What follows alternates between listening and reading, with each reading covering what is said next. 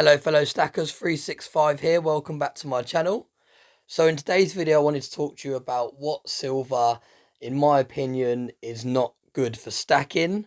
Now when I first started out stacking silver, which is about a year and a half ago now, I was looking at all these different colorized coins, these low mintage coins, the proof coins, and they were the ones that really got me excited about stacking silver.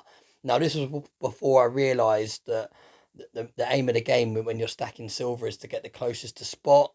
The aim of the game is to buy tubes and bars and Britannia's and your country's like own bullion, and basically just try and get as close to that spot price as you can.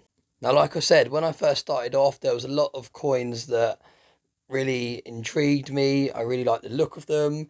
The low mintages really got me excited. It made me think that they'll be worth more in the future because there's a limited supply.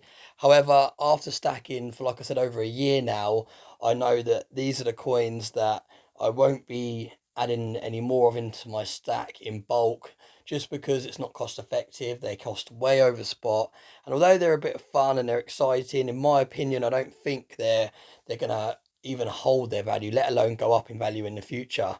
Now I've got 5 of those types of coins to showcase today. Now all of these coins come with their own certificates, and like I said, that's what kind of really caught me up into these in the first place. I saw that they were limited mintage. It's going to focus. You can see this one's mintage 5,000. So I was like, brilliant, there's only 5,000 of these available. And that was this particular one here. Really, really nice looking coin. It's a ½ ounce silver coin. It's a colorized coin. Just looks really, really nice. I'm not going to take these out of the capsules because I just want to keep them as good condition as I can. So when I do come to sell them, I can kind of try and reclaim as much of that money that I spent as I can. So you can see this one here. There's only 100 of them. This is number 43. And all this one is a Robinhood 2021 coin.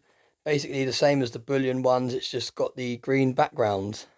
So really, really standard coin.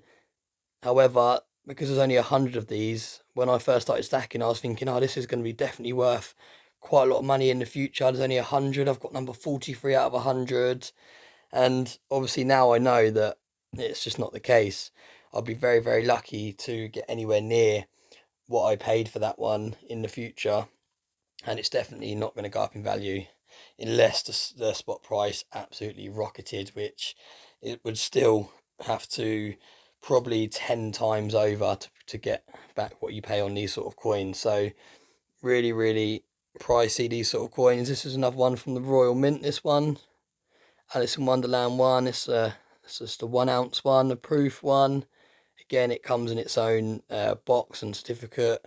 I will actually undo that one because it's one of them easier screw capsules, so I can kind of show you a little bit closer.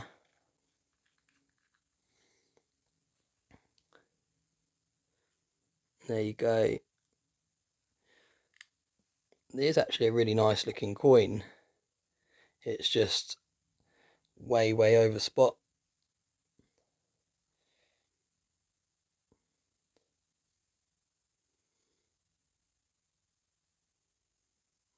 And again, like I said, this came with its own certificate and its own presentation box, as did all these coins that you're looking at on the screen. They all came in their own display boxes. They all had their own booklets that with them. Let me show you some of the boxes. You get boxes like this that just make them look more expensive, more exclusive. Where's this Alice in Wonderland one? So you can see only 3,500 of these were made. So again, fairly low mintage, but I just don't see me even recouping the money that I spent out on these in the first place. And then the last one we've got, here's the 2021 silver proof rectangular coin, the dragon bar. And again, these are great bars, and you can get get them in bullion as well, and they are really, really nice 1 ounce bars. But you just pay way over spot when you buy them like this in these presentation boxes with the limited supply and all the rest of it. So just be really, really careful. I wasn't going to go over this one too much because I have done this in a previous video, which I'll link in the description if you want to see it. But again, really, really nice coin. This is like a calendar coin, I think it's called. 2 ounces. I'm pretty sure this is 2 ounces of silver. Really, really beautiful coin. It's really like great detail on it and everything. And again, I don't regret buying these coins because they tell a story. They tell a story of how I got kind of interested in stacking, and I've learned a lot more about stacking. I know what's good to pick up and what's not so good to pick up. So like I said, these are part of my story. So I don't regret purchasing them. I am going to hold on to them just because there's a slim chance that some of them could become collectible, but it's highly unlikely that you're going to recoup your money back when you come to sell these sorts of coins. So do let me know in the comment section what you think. Did you get caught up in picking up these sorts of coins when you first started stacking? Do you still buy them every now and then? Like I've said before in other videos, just because these aren't necessarily a great investment doesn't mean they aren't great pieces of silver, and doesn't mean that they shouldn't be in your stack. It's just be very careful when you're buying these sorts of coins. Don't allocate too much money to these sorts of coins. You want to be mainly stacking your bullion coins, your tubes of coins, your silver bars. And like I said, the aim of the game is to get the closest to spot as you can. And with these sorts of coins, you're just not going to get that. So yeah, let me know in the comment section which one's your favourite out of these 5 that I've got here today. These are pretty much the only ones really that I've got in my stack that are premium kind of silver. I have got a couple more. I would class the Harry Potter 50p proof silver in this kind of same category. However, I do think that could become more collectible just because of Harry Potter, the branding and the name.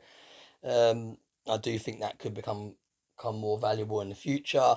It's just kind of, they're a bit like lottery tickets when you buy these sort of coins. You're just hoping that someone's gonna want one of these coins. So yeah, like I said, let me know in the comment section what you think. What's your favourite one out of all these coins?